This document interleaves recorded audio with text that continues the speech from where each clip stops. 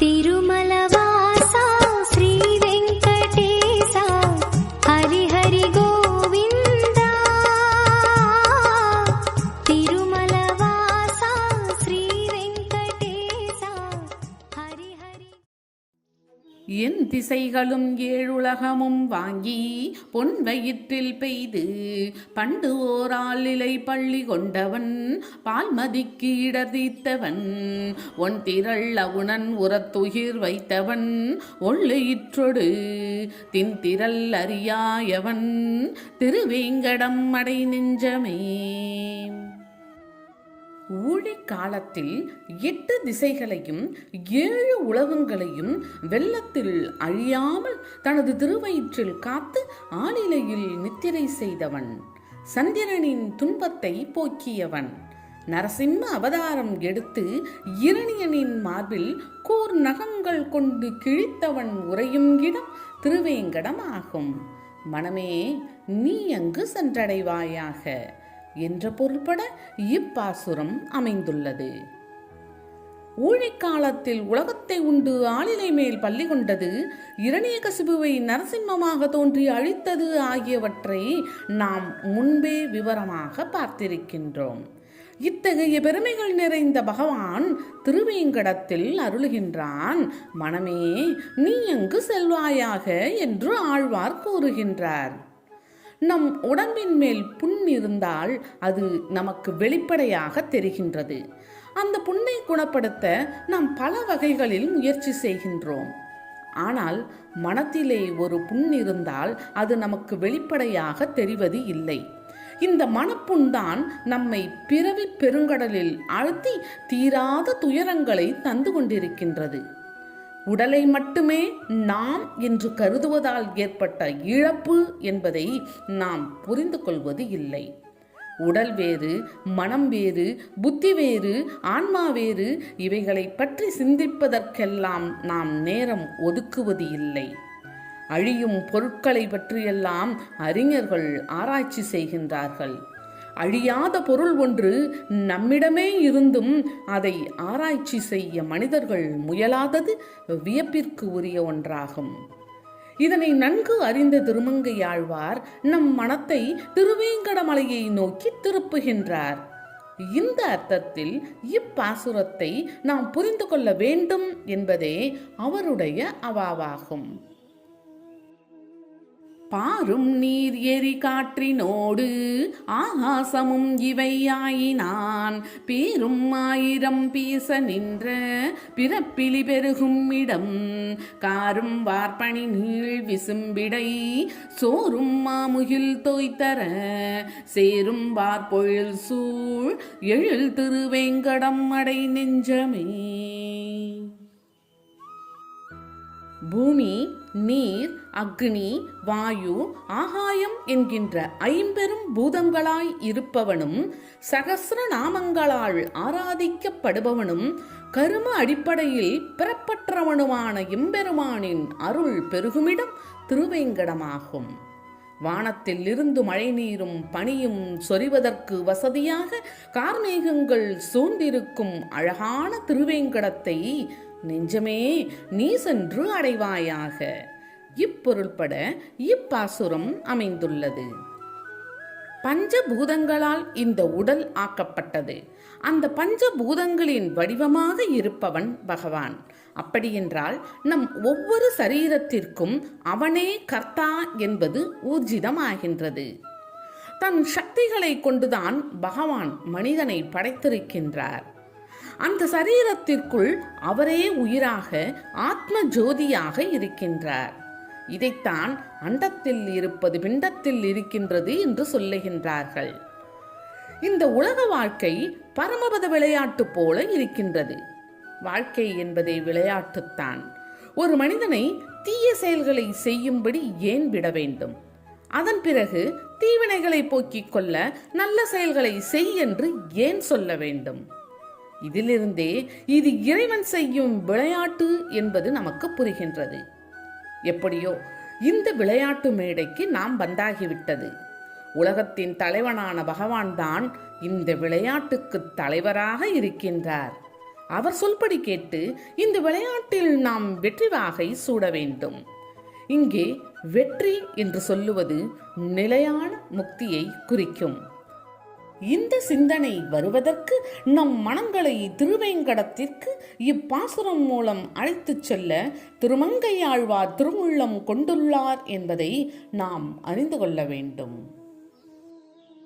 அம்பரம் அனல் கால் நிலம் சலமாகி நின்ற அமரர்கோன் வம்புலா மலர்மேல் மணிமடமங்கை தன் கொழுநன்னவன் கொம்பின் அன்ன இடை மடக்குறமாதர் நீலதனம் தொரும் செம்புணம் அவை காவல் கொல் திருவேங்கடம் அடை நெஞ்சமே.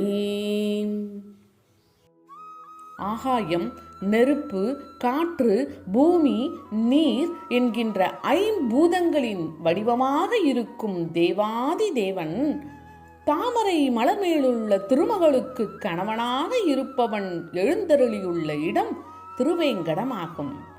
அங்கே உயர்ந்த பரன்களில் இருந்து வஞ்சிக்கொடி போன்ற குரத்திகள் கொள்ளை நிலங்களை காவல் காத்திருப்பர்.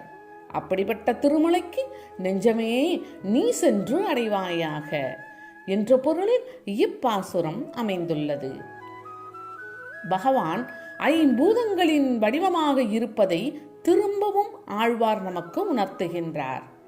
ஆகாயம், நெருப்பு, மண், காற்று, நீர் ஆகிய கலவைகளால் இந்த மனித சரீரம் ஆக்கப்பட்டுள்ளது. இதனை சரிசமமாக வைத்துக்கொள்ள முடியுமானால் நீண்ட காலம் நாம் வாழ முடியும். ஆனால் ஒருவராலும் அப்படி செய்ய முடிவது இல்லை. பகவத்கீதையை உபதேசித்த கண்ணன் அர்ஜுனனை பார்த்து கூறுகின்றார், அர்ஜுனா, குளிர்ச்சியும் வெப்பமும் உடலுக்குத்தான். அளவுக்கு அதிகமான குளிர்ச்சியும் அளவுக்கு அதிகமான வெப்பமும் ஏற்படும் பொழுது சரீரம் களைப்படைகின்றது. அதையே ஜுரம், ஜலதோஷம் என்றெல்லாம் பெயரிட்டு அழைக்கின்றோம். இவற்றை ஒவ்வொரு மனிதனும் அனுபவித்தே ஆக வேண்டும். இந்த தளர்ச்சி ஆத்மாவுக்கு கிடையாது என்று அவர் சொல்லியிருக்கின்றார்.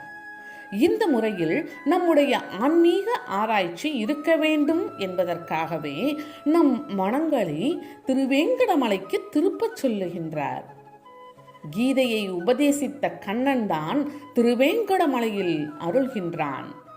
மனதை அவனிடம் ஒப்படைத்தால் எல்லா யுத்திகளையும் நமக்கு அளித்து அவன் நம் அனைவரையும் கரையேற்றி விடுவான்.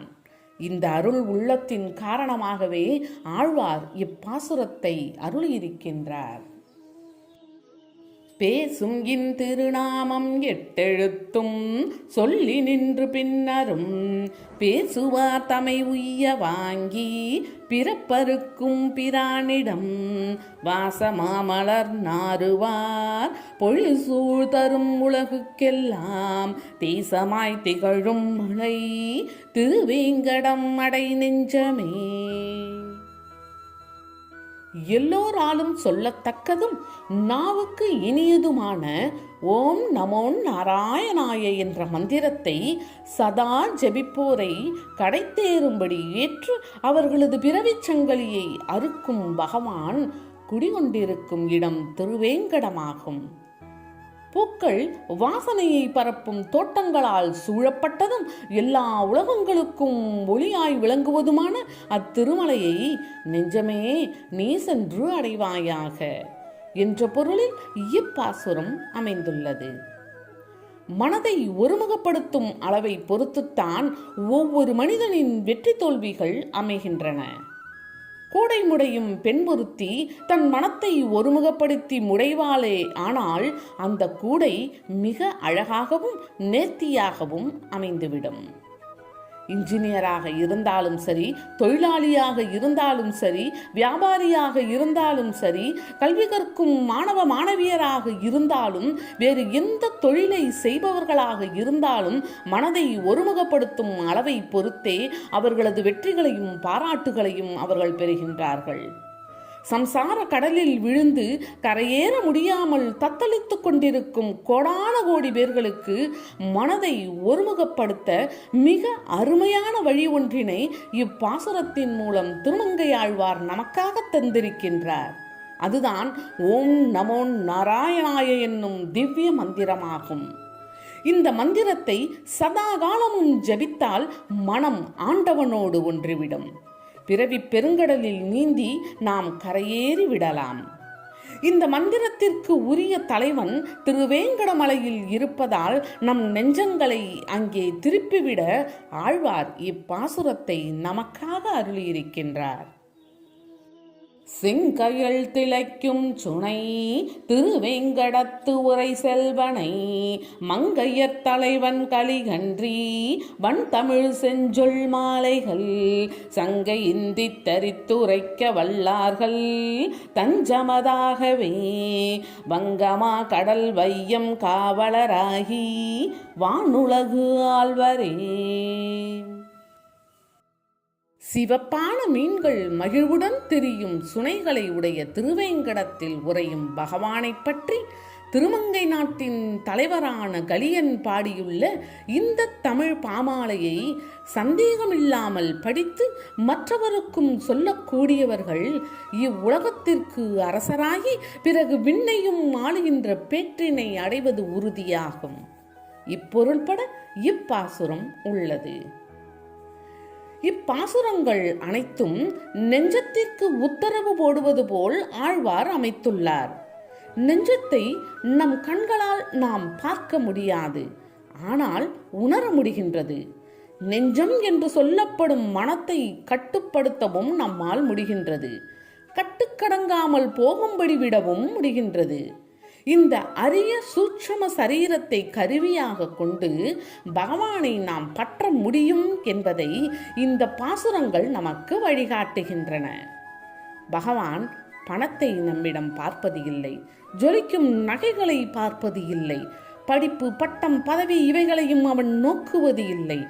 மனத்தைத்தான் அவன் பார்க்கின்றான். அன்பு நிறைந்த மனத்தினை கொண்டவனாக இருக்கிறானா, சுயநலத்தை ஒதுக்கிய தூய மனத்தினை உடையவனாக இருக்கின்றானா என்பதையே பகவான் எதிர்பார்க்கின்றான். அண்ட சராசரங்களுக்கும் தலைவனான கண்ணன் பாண்டவரின் பொருட்டு தேரோட்டியாக ஆனான். ஏன் வந்தான்? பாண்டவர்கள் அவன் மீது காட்டிய உண்மையான அன்புக்காக அவன் அப்படி செய்தான். இவ்வாறு நம் மனங்களை பண்படுத்துவதற்காக திருவேங்கடமலைக்கு திசை திருப்ப ஆழ்வார் இயற்றிய இந்த பாமாலைகளை சந்தேகமில்லாமல் பக்தியுடன் படிப்பவர்கள் இவ்வுலகத்தில் சகல சம்பத்துக்களோடு வாழ்வார்கள்.